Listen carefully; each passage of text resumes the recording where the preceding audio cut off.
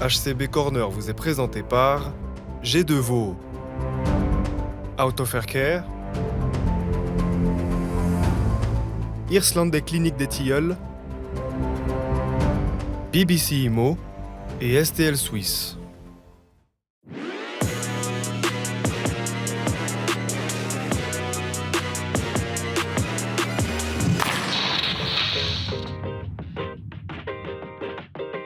Ça y est, c'est fait. Le HCBN s'est qualifié pour les play-ins après sa victoire face à Langnau. C'était samedi soir. Bienvenue dans HCB Corner.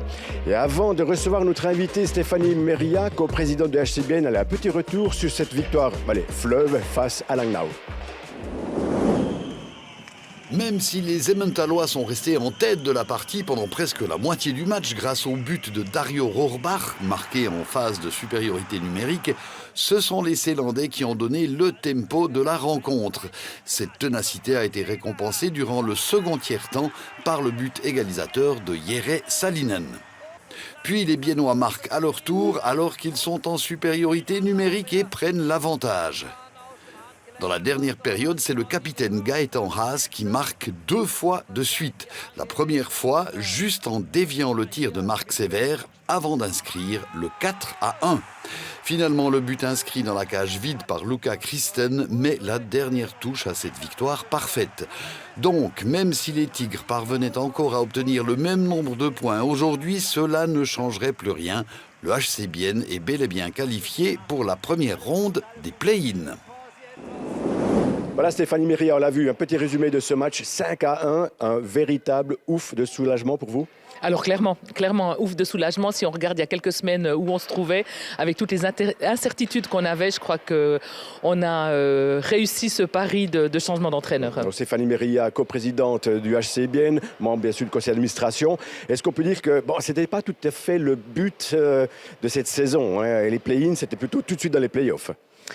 Oui, alors tout de suite dans les playoffs, on l'avait dit que l'ambition d'être dans les 6 premiers, elle était vraiment très haute parce qu'on savait qu'il y avait beaucoup d'équipes qui étaient capables d'arriver dans ces 6 premières places. On l'a vu, même une grande équipe comme Zug n'y est pas encore en playoffs. Donc effectivement, on savait que c'était compliqué. Maintenant, d'avoir le privilège de pouvoir disputer les play-ins, je pense que c'est quand même une petite victoire. Alors évidemment, on en veut plus maintenant, mais c'est quand même une petite victoire. Une autre petite victoire, c'est aussi cette nouvelle jouerie que l'on constate chez les joueurs, grâce certainement aussi à ce nouvel entraîneur? Je crois qu'effectivement, l'état d'esprit et puis l'envie de jouer, le plaisir de jouer surtout, il s'est retrouvé. On le voit aussi dans l'ambiance dans la patinoire quand il y a des matchs. On voit qu'il y a de nouveau plus d'enthousiasme. Et puis je crois que ça manquait. Et maintenant, ça fait plaisir de les voir avoir envie, tout simplement. Alors, lundi soir, à l'heure d'enregistrer cette émission, on ne sait pas encore à quelle sauce sera mangé le HCBN face à Davos. Est-ce que l'avantage de la glace serait un avantage supplémentaire si Bienne devait débuter ici à Bienne? Très difficile à dire dans la mesure où c'est en 2 matchs, un aller, un retour. Donc je crois que l'avantage de la glace, il ne va pas être complètement déterminant. C'est vraiment l'état d'esprit et puis l'envie de la rage de vaincre qui va être déterminante sur ces 2 matchs. C'est des matchs 7. Un après l'autre. Donc il faut garder l'énergie, il faut garder l'envie, il faut garder l'impulsion et puis il faut gagner tout simplement. Vous parlez d'état d'esprit, parlons un petit peu d'état des finances. Oui. Play-in, donc c'est quand même un match supplémentaire à domicile. C'est vrai que ça peut renflouer un petit peu les caisses, ça fait du bien. Ça fait du bien, vous le savez comme moi, le budget il est prévu avec 2 matchs supplémentaires. Donc si on en fait un supplémentaire, ce sera bien, mais on va peut-être pas éviter un léger déficit. En revanche, je crois que ce qui est très très important, c'est que ça va faire du bien au moral de tout le monde. On le sait actuellement, la situation géopolitique, elle est compliquée. Les entreprises sont frileuses. C'est compliqué d'aller chercher des sponsors et des gens. Je sais qu'on a un public très, très fidèle et je les remercie parce qu'on a vraiment de la chance d'avoir tout ce monde toujours là, comme dans les mariages, pour le meilleur et pour le pire. Puis je crois qu'on leur a servi un peu de pire, là. Et je suis ravie que ce soit. Mais c'est vrai qu'on a besoin aussi de cet élan positif pour pouvoir continuer à fédérer autant de gens autour de cette équipe et de cette patinoire. Alors, bien sûr, on est début mars, 6556 spectatrices et spectateurs. Donc, full house à la Tissot Arena à l'occasion du match face à Langnau. C'est incroyable, ce soutien toujours des fans qui sont là, qui, j'espère, sont déjà en train de prendre des abonnements pour la prochaine saison. Effectivement, c'est vraiment ça l'idée, quoi. C'est qu'on montre un hockey spectacle, on montre un hockey qui fait plaisir et qui donne envie aux gens de venir à la patinoire. Vous l'avez dit, ils sont fidèles et puis c'est vraiment exceptionnel. Mais rien n'est jamais acquis et puis il faut continuer à travailler et c'est un travail de tous les jours et on espère pouvoir continuer à le faire longtemps. Alors justement, si on se projette quand même un petit peu sur la nouvelle saison, est-ce qu'il y a déjà quelque chose dans le pipeline, peut-être de nouveaux engagements ou quelque chose qui se met en place? Alors, il y a plein de choses qui sont en place, il y a plein de choses qui sont officielles et d'autres qui le sont moins. Mais effectivement, je crois que là, la priorité, c'est de se concentrer sur ces derniers matchs. Et puis, on va laisser Martin Steinegger, notre directeur sportif, faire son travail tranquillement et nous annoncer les belles choses à la fin de la saison.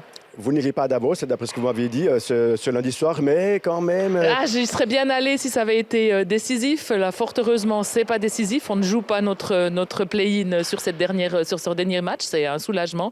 Je ne sais pas du tout comment ils vont aborder le match.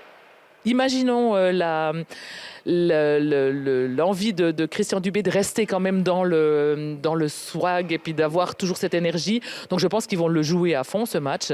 Maintenant, effectivement, il ne faut pas perdre de joueurs. Il faut garder l'impulse et l'énergie pour arriver dans ces 2 matchs contre Berne. OK, très bien. Merci beaucoup, Stéphanie Méria. Merci à vous. Et gageons que vous serez certainement devant le petit écran pour voir une victoire ou pas du HC Bienne, c'est à voir. Clairement, avec l'écharpe et le gin tonic de la victoire prêt au cas où. Exactement. Merci beaucoup, Merci Stéphanie Méria. beaucoup.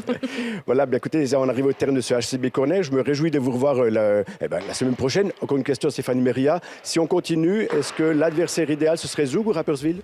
J'ai pas d'adversaire idéal. J'ai que des adversaires que je veux battre. D'accord. Donc, on verra ce que l'avenir réserve au HCB. Merci beaucoup encore une fois. Allez, bonne semaine à toutes et à tous et à bientôt. Au revoir.